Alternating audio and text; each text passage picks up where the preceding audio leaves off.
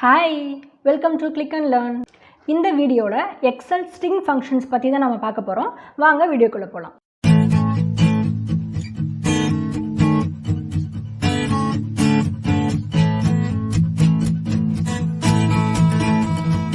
எல்லா செல் ஃபங்க்ஷனுமே இப்போ இந்த செல்லில் உள்ள வேல்யூ வச்சு தான் நான் காமிக்க போகிறேன்.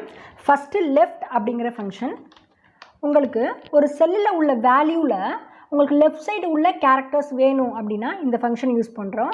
ஈக்குவல் டு போட்டு லெஃப்ட் அப்படிங்கிறத செலக்ட் பண்ணிவிட்டு உங்களோட செல்லை செலக்ட் பண்ணுங்கள். டெக்ஸ்ட்டை செலக்ட் பண்ணிவிட்டு உங்களுக்கு லெஃப்ட் சைடில் எத்தனை கேரக்டர்ஸ் வேணும் அப்படிங்கிறத செலக்ட் பண்ண போகிறோம். இப்போது எனக்கு எக்ஸல் அப்படிங்கிற வேர்டு வேணும். ஸோ நான் 5 அப்படின்னு சொல்லிட்டு கொடுக்குறேன். அதாவது உங்களோட ஃபங்க்ஷனை செலக்ட் பண்ணிவிட்டு செல்லை செலக்ட் பண்ணுங்கள். நெக்ஸ்ட்டு எத்தனை கேரக்டர் வேணும் அப்படிங்கிறத கொடுக்க போகிறோம். இதே மாதிரி தான் ரைட் ஃபங்க்ஷனும் ரைட் அப்படின்னு கொடுத்துட்டு உங்களோட டெக்ஸ்ட்டை செலக்ட் பண்ணிவிட்டு உங்களுக்கு எத்தனை கேரக்டர்ஸ் வேணுமோ அதை கொடுக்கலாம். இங்கேயும் நான் 5 அப்படின்னு சொல்லிட்டு கொடுக்குறேன். கொடுத்து என்ட்ரு பண்ணுங்கள்.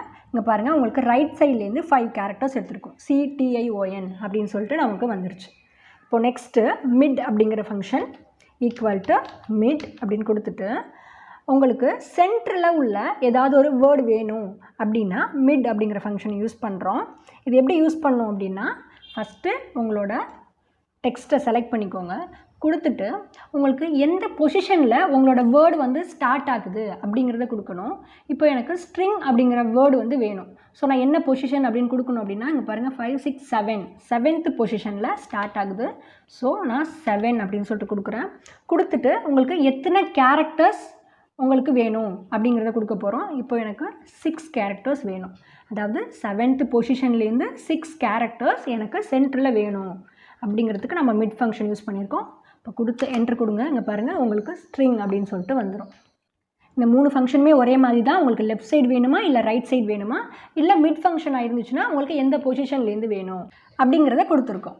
நெக்ஸ்ட்டு லென்த் அப்படிங்கிற ஃபங்க்ஷன் LEN அப்படிங்கிறத மட்டும் செலக்ட் பண்ணிவிட்டு உங்களோட டெக்ஸ்ட் வேல்யூ கொடுத்து நீங்கள் என்ட்ரு கொடுத்துடலாம். கொடுத்திங்கன்னா 21 அப்படின்னு வந்துடும். இதில் டோட்டலாக இந்த செல்லில் எத்தனை கேரக்டர்ஸ் இருக்குது அப்படிங்கிறத இந்த லென்த் ஃபங்க்ஷன் கொடுக்கும். இது வந்து இந்த ஆல்ஃபபெட்ஸை மட்டும் கிடையாது, இந்த நடுவில் உள்ள ஸ்பேஸ் 2 ஸ்பேஸ் இருக்குல்ல அதையும் சேர்த்து கவுண்ட் பண்ணி தான் உங்களுக்கு லென்த் கொடுக்கும். Next upper case. உங்களுக்கு உங்கள் செல் வேல்யூவை அப்பர் கேஸில் சேஞ்ச் பண்ணணும் அப்படின்னா அப்பர் அப்படின்னு கொடுக்குறோம். கொடுத்துட்டு உங்களோட டெக்ஸ்ட்டை செலக்ட் பண்ணுறோம். இது எல்லாமே ஈஸி ஃபங்க்ஷன்ஸ் தான். கொடுத்திங்கன்னா உங்களுக்கு ஃபுல்லாக அப்பர் கேஸாக சேஞ்ச் ஆகிடும். இதே மாதிரி தான் லோயர் கேஸ் ப்ராப்பர் கேஸ் எல்லாமே இதே மாதிரி தான். பாருங்கள் நான் எல்லாமே போட்டு காமிக்கிறேன். இப்போது அப்பருங்கிற கீவேர்ட் கொடுத்தா ஃபுல்லாக அப்பர் கேஸில் சேஞ்ச் ஆகிடும். அதே மாதிரி தான் லோயர்னால் லோயர் கேஸில் ஃபுல்லாக சேஞ்ச் ஆகிடும்.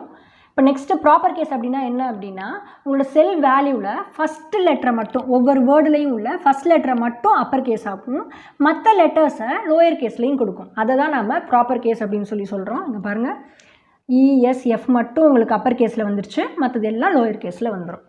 நெக்ஸ்ட்டு ரிப்பீட் அப்படிங்கிற ஃபங்க்ஷன் உங்களுக்கு உங்கள் செல் வேல்யூவை ரிப்பீட் பண்ணணும். 2 டைம்ஸோ இல்லை 3 டைம்ஸோ இல்லை 10 டைம்ஸோ எத்தனை டைம் ரிப்பீட் பண்ணுமோ அதை வந்து இங்கே கொடுக்க போகிறோம். இப்போ ரிப்பீட் REPT அப்படின்னு கொடுத்துட்டு உங்களோட டெக்ஸ்ட் வேல்யூவை செலக்ட் பண்ணிவிட்டு உங்களுக்கு எத்தனை டைம் ரிப்பீட் ஆகணும் அப்படின்னு கொடுக்க போகிறோம். இப்போ எனக்கு 3 டைம்ஸ் ரிப்பீட் ஆகணும்.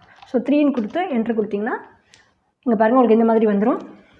ரிப்பீட்டடாக வரும். ஆனால் இப்போ பாருங்கள் நடுவில் ஸ்பேஸ் இல்லை. ஸோ எனக்கு ஸ்பேஸும் வேணும் அப்படின்னா இதை எப்படி கொடுக்கலாம் அப்படின்னா இங்கே நீங்கள் செல்லை செலக்ட் பண்ணுறீங்கல்ல அதை செலக்ட் பண்ணிவிட்டு அண்டு கொடுத்துட்டு டபுள் கோட்ஸ்குள்ளே ஒரு ஸ்பேஸ் வச்சு கொடுக்குறோம். இதை தான் இப்போ ஃபுல் டெக்ஸ்ட் வேல்யூ நமக்கு.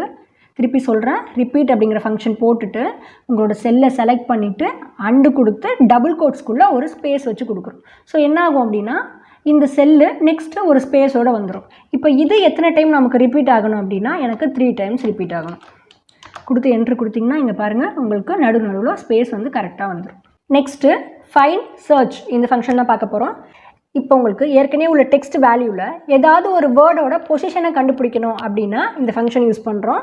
இப்போ ஈக்குவல் டு ஃபைண்டுன்னு கொடுத்துட்டு எனக்கு ஸ்ட்ரிங் அப்படிங்கிற வேர்டு எத்தனாவது பொசிஷனில் இருக்குது அப்படிங்கிறது தெரியணும். ஸோ டபுள் கோட்ஸ்குள்ளே ஸ்ட்ரிங் அப்படின்னு கொடுங்க. நான் STR அப்படின்னு கொடுக்குறேன். STR அப்படிங்கிறது எனக்கு கண்டுபிடிச்சா போதும். ஸோ STRன்னு கொடுத்து கமா எந்த டெக்ஸ்ட்டில் அப்படின்னு சொல்லிட்டு கொடுக்குறோம். கொடுத்துட்டு என்ட்ரு பண்ணுங்கள். இங்கே பாருங்கள் ஸ்ட்ரிங் அப்படிங்கிறது உங்களுக்கு எங்கே ஸ்டார்ட் ஆகுது அப்படின்னா 7th பொசிஷனில் ஸ்டார்ட் ஆகுது.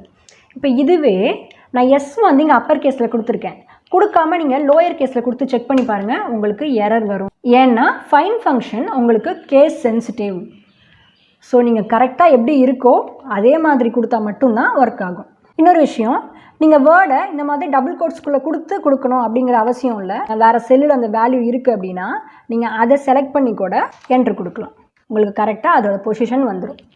நெக்ஸ்ட்டு சர்ச் ஃபங்க்ஷன் கொடுத்துட்டு அதே மாதிரி தான் உங்களுக்கு எந்த டெக்ஸ்ட்டை சர்ச் பண்ணுறீங்களோ அதை கொடுங்க. இப்போ STRனு கொடுத்துட்டு எந்த செல்லில் சர்ச் பண்ணுறோமோ அதை கொடுக்குறோம்.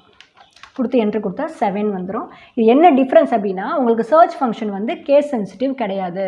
இப்போ இங்கே எஸ்ஸை வந்து நான் லோயர் கேஸில் சேஞ்ச் பண்ணுறேன், என்ட்ரு கொடுத்து பாருங்கள், உங்களுக்கு கரெக்டாக பொசிஷன் 7 அப்படின்னு சொல்லிட்டு வந்துடும். இன்னொன்று, உங்களுக்கு வைல்ட் கார்ட் கேரக்டர்ஸ் யூஸ் பண்ணி கூட சர்ச் ஃபங்க்ஷனில் யூஸ் பண்ணிக்கலாம். அதே ஃபைன் ஃபங்க்ஷனில் நீங்கள் அதை பண்ண முடியாது.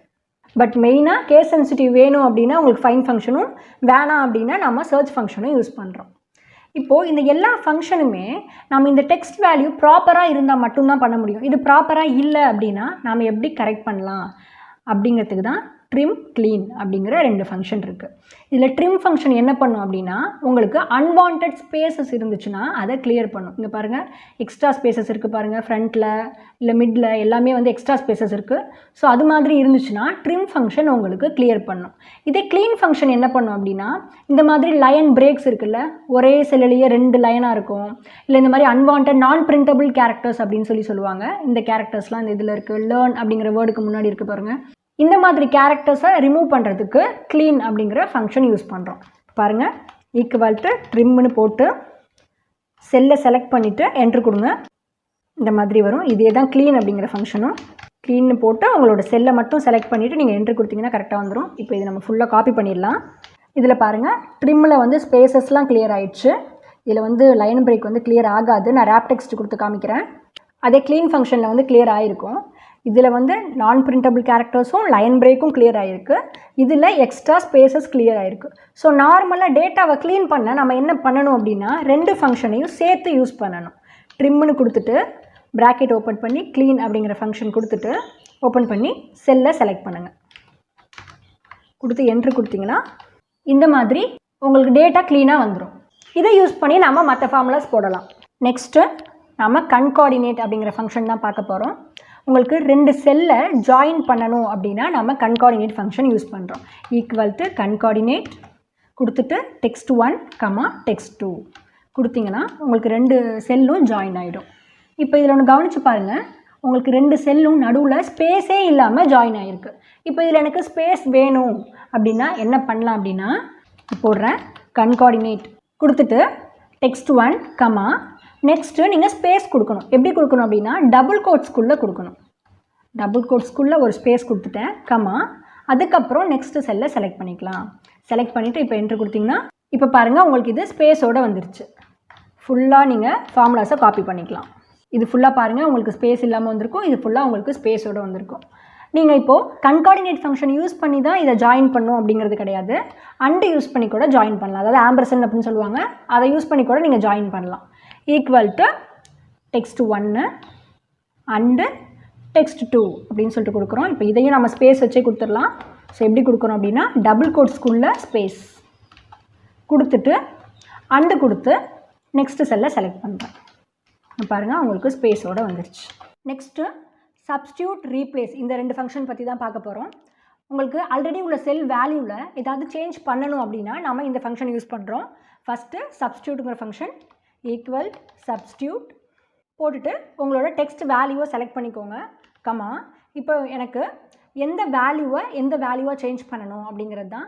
இப்போ எனக்கு ஸ்ட்ரிங் அப்படிங்கிற வேர்டை டெக்ஸ்ட் அப்படிங்கிற வேர்டாக நான் சேஞ்ச் பண்ண போகிறேன்.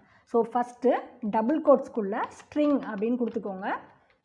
கொடுத்துட்டு இது எனக்கு என்னவா சேஞ்ச் பண்ணணும் அப்படின்னா டெக்ஸ்ட் அப்படிங்கிற வேர்டாக சேஞ்ச் பண்ணணும். ஸோ டெக்ஸ்ட் அப்படின்னு கொடுக்குறேன். கொடுத்துட்டு ப்ராக்கெட் க்ளோஸ் பண்ணிவிட்டு என்ட்ரு கொடுங்க. இங்கே பாருங்கள் எக்ஸல் டெக்ஸ்ட் ஃபங்க்ஷன் அப்படின்னு சொல்லிட்டு வந்துருச்சு. இப்போ இதுவே நான் கேபிட்டல் எஸ் கொடுத்துருக்கேன்ல, அதுக்கு பதிலாக லோயர் கேஸ் எஸ் கொடுக்குறேன். கொடுத்து பாருங்கள் உங்களுக்கு எந்த சேஞ்சுமே ஆகியிருக்காது. ஏன்னா substitute function case sensitive. So இந்த ஸ்மால் லெட்டரில் கொடுத்த நீங்கள் ஸ்ட்ரிங் அப்படிங்கிறத அது வந்து மேட்ச் பண்ணவே இல்லை. அதனால் உங்களுக்கு செல்லில் எந்த சேஞ்சுமே ஆகிருக்காது. இப்போ பாருங்கள் கேபிட்டலில் கொடுத்தோம் அப்படின்னா நமக்கு சேஞ்ச் ஆகிடும். இப்போ நெக்ஸ்ட்டு ரீப்ளேஸ் ஃபங்க்ஷன் இதுவும் சப்ஸ்டியூட் ஃபங்க்ஷன் மாதிரியே தான். என்ன டிஃப்ரென்ஸ் அப்படின்னா இங்கே வேர்டு கொடுத்து நாம் சேஞ்ச் பண்ணுவோம். அதே ரீப்ளேஸ் ஃபங்க்ஷனில் நாம் பொசிஷனை கொடுப்போம். பாருங்கள், இப்போ ரீப்ளேஸ் கொடுத்துட்டு அதே மாதிரி செல்லை செலக்ட் பண்ணிட்டேன். கொடுத்துட்டு உங்களுக்கு ரீப்ளேஸ் பண்ண வேண்டிய வேர்டு வந்து எந்த பொசிஷனில் இருக்குது அப்படிங்கிறத கொடுக்கணும். இப்போ எனக்கு ஸ்ட்ரிங்கு தான் ரீப்ளேஸ் பண்ணும். ஸோ 7th பொசிஷனில் இருக்குது. இப்போது 7th பொசிஷன்லேருந்து எனக்கு எத்தனை கேரக்டர்ஸை ரீப்ளேஸ் பண்ணணும் அப்படிங்கிறத நெக்ஸ்ட்டு கொடுக்க போகிறேன். இப்போ எனக்கு 6 கேரக்டர்ஸை ரீப்ளேஸ் பண்ணணும். அதாவது C1 அப்படிங்கிற உள்ள செல்லில் உள்ள வேல்யூவில் 7th பொசிஷன்லேருந்து 6 கேரக்டர்ஸ் எனக்கு ரீப்ளேஸ் பண்ணணும். என்னவா ரீப்ளேஸ் பண்ணணும் அப்படின்னா டெக்ஸ்ட்டாக ரீப்ளேஸ் பண்ணணும். ஸோ டபுள் கோட்ஸ்குள்ளே டெக்ஸ்ட் அப்படின்னு கொடுத்துட்டேன். கொடுத்து என்ட்ரு கொடுங்க, உங்களுக்கு அதே மாதிரியே வந்துடும். ஸோ பொசிஷன் வச்சு போகணும் அப்படின்னா நீங்கள் ரீப்ளேஸ் யூஸ் பண்ணலாம். இல்லை வேர்டை சேஞ்ச் பண்ணணும், டேரெக்டாகவே சேஞ்ச் பண்ணலாம் அப்படின்னா நீங்கள் சப்ஸ்டியூட் யூஸ் பண்ணலாம். இப்போ இதுலேயே உங்களுக்கு செல் வேல்யூ இப்படி இருக்குன்னு வச்சுக்கோங்க. இப்போ பாருங்கள், ஃபார்முலாவில் ஆட்டோமேட்டிக்காக 2 ஸ்ட்ரிங்குக்குமே டெக்ஸ்ட் அப்படின்னு சொல்லிட்டு ரீப்ளேஸ் ஆயிடுச்சு. இப்போ எனக்கு இந்த மாதிரி வேணாம், எனக்கு செகண்டாக வர்ற ஸ்ட்ரிங்குக்கு மட்டும்தான் டெக்ஸ்ட்னு சேஞ்ச் ஆகணும், ஃபஸ்ட்டு உள்ள ஸ்ட்ரிங் வந்து அதே மாதிரியே தான் இருக்கணும் அப்படின்னா எப்படி போடலாம் அப்படின்னா இதே சப்ஸ்டியூட் ஃபங்க்ஷனில் நம்ம செல்லை செலக்ட் பண்ணிட்டோம், எந்த வேர்டுன்னு செலக்ட் பண்ணியாச்சு, அதை என்னவா ரீப்ளேஸ் பண்ணணும் அதே மாதிரியே செலக்ட் பண்ணியாச்சு. கடைசியாக எத்தனாவது வர்றதை மட்டும் ரீப்ளேஸ் பண்ணணும் அப்படின்னு சொல்லிட்டு கொடுக்க போகிறோம். ஸோ எனக்கு செகண்ட் வர்றதை மட்டும் ரீப்ளேஸ் பண்ணால் போதும். ஸோ 2 அப்படின்னு கொடுத்துட்டு என்ட்ரு பண்ணி பாருங்கள், உங்களுக்கு ஃபஸ்ட்டில் உள்ளது ஸ்ட்ரிங் அப்படின்னே வந்துருச்சு, லாஸ்ட்டில் மட்டும் டெக்ஸ்ட் அப்படின்னு சொல்லிட்டு சேஞ்ச் ஆகிருக்கு. இதையே இப்போ நம்ம ரீப்ளேஸ் ஃபங்க்ஷன்லையும் பண்ணலாம். இப்போ 7th பொசிஷனுக்கு கொடுத்துருக்கேன் இந்த ஸ்ட்ரிங்குக்காக. இப்போ எனக்கு இந்த ஸ்ட்ரிங் வேணும்னா அதோட பொசிஷனை கொடுக்கணும். ஸோ 25 அப்படின்னு சொல்லிட்டு கொடுக்குறேன். கொடுத்து என்ட்ரு கொடுத்தீங்கன்னா பாருங்கள், உங்களுக்கு செகண்டாக வர ஸ்ட்ரிங் மட்டும் சேஞ்ச் ஆகிருக்கு. அவ்வளோதான் இந்த ஃபங்க்ஷன். லாஸ்ட்டாக உங்களுக்கு இப்போ 2 வேல்யூவை கம்பேர் பண்ணணும் அப்படின்னா என்ன பண்ணலாம் அப்படின்னா ஈக்குவல் டு போட்டு நார்மலாக கம்பேர் பண்ணுவோம். இப்போ ஈக்குவல் போட்டுட்டு இந்த செல்லையும் நெக்ஸ்ட்டு செல்லையும் நான் கம்பேர் பண்ணுறேன். இப்போ இது ரெண்டும் ஈக்குவலாக இருந்துச்சுன்னா உங்களுக்கு ட்ரூ அப்படின்னு வரும், இல்லைனா ஃபால்ஸ் அப்படின்னு சொல்லிட்டு வரும். என்ட்ரு கொடுத்தா பாருங்கள், உங்களுக்கு ட்ரூ அப்படின்னு வந்துருச்சு. ஏன்னா இது வந்து கேஸ் சென்சிட்டிவ் கிடையாது. இப்போ இதுவே உங்களுக்கு கேஸ் சென்சிட்டிவாக மேட்ச் பண்ணணும் அப்படின்னா என்ன பண்ணலாம் அப்படின்னா எக்ஸாக்ட் அப்படிங்கிற ஃபங்க்ஷனை யூஸ் பண்ணலாம். எக்ஸாக்ட்னு கொடுத்து text1, text2 கொடுங்க.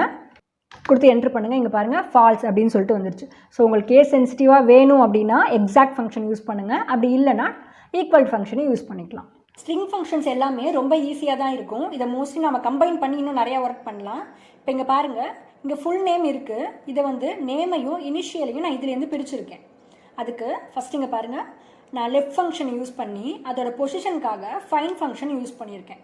அதே மாதிரி இனிஷியல் கண்டுபிடிக்கிறதுக்கு நான் ரைட் ஃபங்க்ஷன், லென்த்து, ஃபைண்ட் இது எல்லாத்தையுமே சேர்த்து யூஸ் பண்ணி இனிஷியல் கண்டுபிடிச்சிருக்கேன். இது ரெண்டுமே நான் ஸ்பேஸை வச்சு பிரிச்சுருக்கேன். இதே மாதிரி நீங்கள் கம்பைன் பண்ணிக்கலாம். இப்போ அதே மாதிரி தேர்ட் எக்ஸாம்பிள் பாருங்கள். இந்த செல்லில் எனக்கு நம்பர் ஆஃப் வேர்ட்ஸ் வந்து எத்தனை இருக்குது அப்படின்னு சொல்லிட்டு தெரியணும்.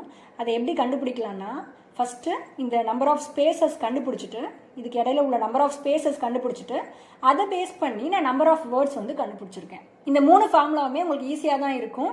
அனலைஸ் பண்ணி பாருங்கள். எதுவும் புரியலை அப்படின்னா கமெண்ட் செக்ஷனில் சொல்லுங்கள். தேங்க்ஸ் ஃபார் வாட்சிங்.